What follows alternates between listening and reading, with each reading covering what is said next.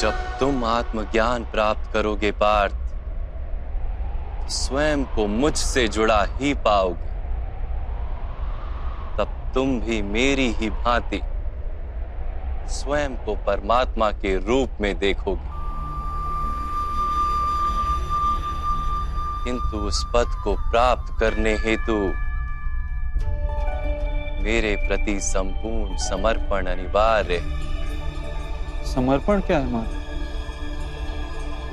समर्पण मन की ऐसी स्थिति का नाम है जब मनुष्य अपने सारे संकल्पों का त्याग कर देता है, स्वयं से किसी प्रकार के निर्णय अथवा प्रण भी नहीं लेता। जिस प्रकार के कार्य उसे दिए जाते हैं उसी प्रकार के कार्य करता है। वास्तव में समर्पण का अर्थ होता है अपने आप, अपने मन को, बुद्धि को, ज्ञान को, इच्छा को, आशा को, अपनी भावनाओं को, अपना सब कुछ किसी को अर्पण कर देना। और ऐसे समर्पण को भक्ति कहते हैं। पत्नी का समर्पण पति की ओर, एक योद्धा का समर्पण सेनापति की ओर होता है। एक शिष्य के हृदय में गुरु भक्ति होती है। क्या ये सारी भक्तियां एक समान? क्या सबको ईश्वर की प्राप्ति होती है? नहीं पार्थ,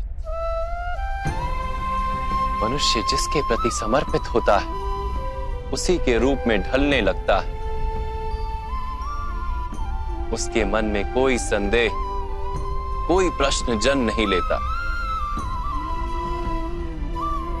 किसी दुष्ट के प्रति समर्पण उस मनुष्य के कार्यों को दूषित कर देता है। अंगराज कर्ण ने धर्म को जानते हुए भी द्यूत सभा में पांचाली को अपशब्द कहे थे। उसका कारण था अंगराज का भ्राता दुर्योधन के प्रति समर्पण। इस युद्ध में उन्हें जो दंड मिलेगा वो किसी जन्म या जाति के लिए नहीं, अथवा एक दुष्ट के प्रति समर्पण के लिए उन्हें दंड मिलेगा। इसलिए हे धनंजय, समर्पण उत्तम के प्रति होना आवश्यक है। उसी से मनुष्य उत्तम बनता है। लोहे की माला से अपराधी बांधा जाता है, पीतल की माला से मंदिर के दीपक को बांधा जाता है, और सोने की माला को आभूषण बनाकर गले में धारण किया जाता है। पति भक्ति, स्वामी भक्ति, मित्र भक्ति, ऐसी अनेक भक्तियां होती हैं पार्थ, किंतु सबसे श्रेष्ठ भक्ति तो परमात्मा की भक्ति होती है। किंतु परमात्मा की भक्ति का सांख्य अथवा कर्म योग से क्या संबंध है? सांख्य योग के कारण मनुष्य स्वयं को आत्मा के रूप में जानता है। कर्म योग से वो जीवन के बंधनों से छूट जाता है, और भक्ति के कारण मनुष्य को परमात्मा के वास्तविक रूप का ज्ञान होता है। परमात्मा के ज्ञान से मनुष्य जन्म मरण के फेरों से छूटकर सच्चिदानंद स्वरूप को प्राप्त कर लेता है। परमात्मा में समाकर स्वयं परमात्मा हो जाता है। जैसे जल की छोटी सी बूंद जब सागर में मिलती है तो स्वयं सागर बन जाती है। अर्थात इस शरीर का कोई महत्व ही नहीं है माधव।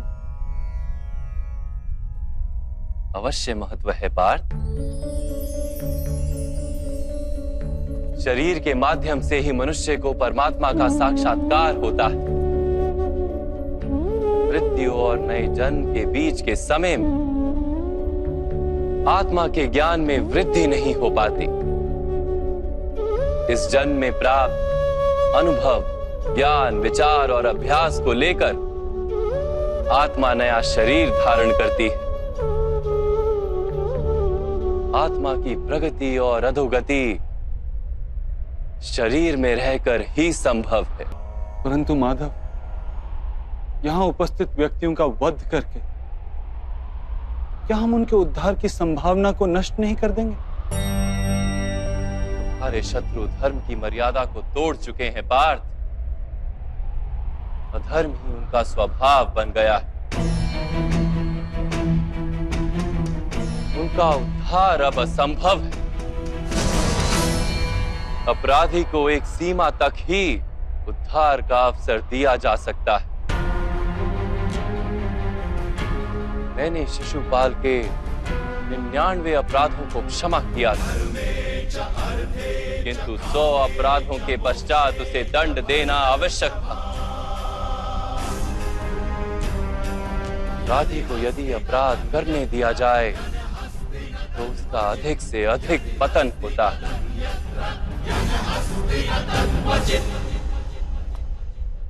उसे अधर्म से रोकने में ही करुणा है धनंजय। ये आत्माएं मरेंगी नहीं। अधर्म से दूषित शरीर का त्याग करके नया शरीर धारण करेंगी और उस शरीर में उनकी प्रगति की संभावना अधिक होगी। इस विचार से यदि तुम युद्ध करोगे तो वो उचित है। मनुष्य का शरीर उसकी संपत्ति भी है और मर्यादा भी। धर्म के मार्ग पर प्रवास करने वाला मनुष्य अपने शरीर को शुद्ध करता है और उसके माध्यम से आत्मा का साक्षात्कार करता है। इसी को क्षेत्र क्षेत्रज्ञ संबंध कहा गया है। मैं इसका तात्पर्य नहीं जान पाया माधव। जब मनुष्य ये जान लेता है कि उसका शरीर एक भूमि का टुकड़ा है, अर्थात क्षेत्र है, और वो उस शरीर में रहने वाला, उस शरीर को समझने वाला अर्थात क्षेत्रज्ञ है, तब वो शरीर के माध्यम से अपनी प्रगति साध पाता है। आत्मा शरीर में रहकर 3 गुणों का समतोलन करती है। तमस को घटाकर सत्व को बढ़ाने का उपाय करती है और ईश्वर की भक्ति करके परमात्मा के साथ एक हो जाती है। भक्ति कैसे की जाती है माधव? क्या समर्पण ही भक्ति नहीं? नहीं पार्थ, समर्पण तो भक्ति का प्रथम चरण है। वास्तव में भक्ति किसी कार्य का नाम नहीं, वो तो केवल मनस्थिति का नाम है।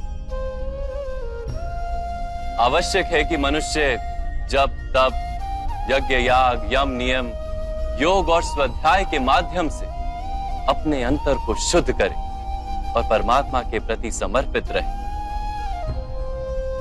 मनुष्य अपने सारे कार्य, सभी कार्यों के फल, अपने जीवन का प्रत्येक श्वास परमात्मा को समर्पित करता रहे।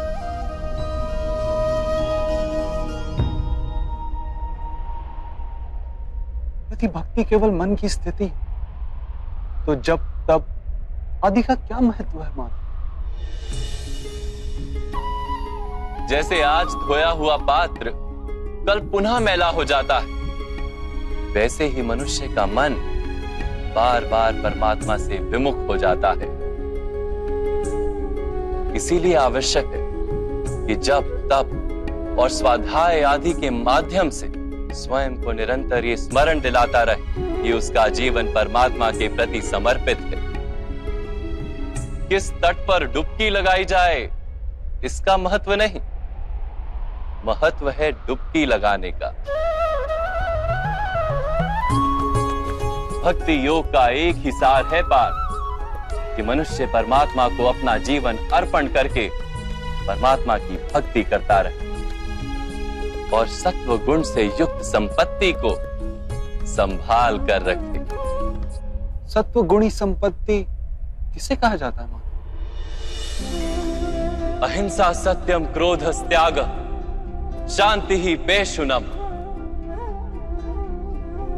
दया भूतेष्व लोलुप्त्वम मार्दवम वीर चापलम तेज क्षमा धृति शोचम द्रोहो नातिमानिता भवन्ति संपदम देवी अभिजातस्य भारत। बिना कारण तथा स्वार्थ के हेतु हिंसा करना अधर्म है पार्थ।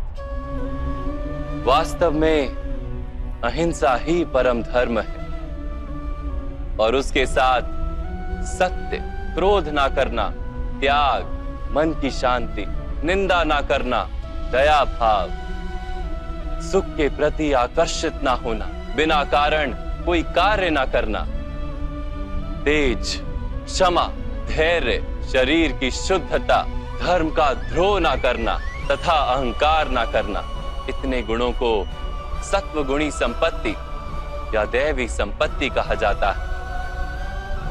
इसी से मनुष्य परमात्मा की अर्थात मेरी भक्ति कर पाता है, जीवन के कर्तव्यों का वहन करता है, धर्म की स्थापना करता है और कर्म के फल की आशा का त्याग करके जीता है, उसे मैं निस्संदेह इस जन्म में संतोष देता और मृत्यु के पश्चात अपने ही अंतर में स्थान देता हूं।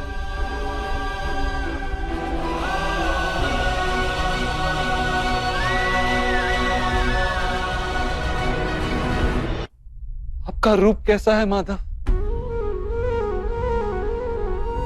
सांख्य योग के माध्यम से मैंने ये जाना कि मैं एक आत्मा हूं, अमर, और इस नश्वर शरीर में केवल कुछ समय के लिए वास करता हूं।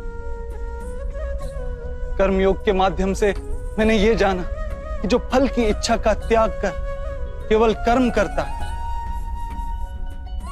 उसे जीवन में शांति और सफलता प्राप्त होती है। भक्ति योग के माध्यम से मैंने आपके प्रति समर्पण का महत्व जाना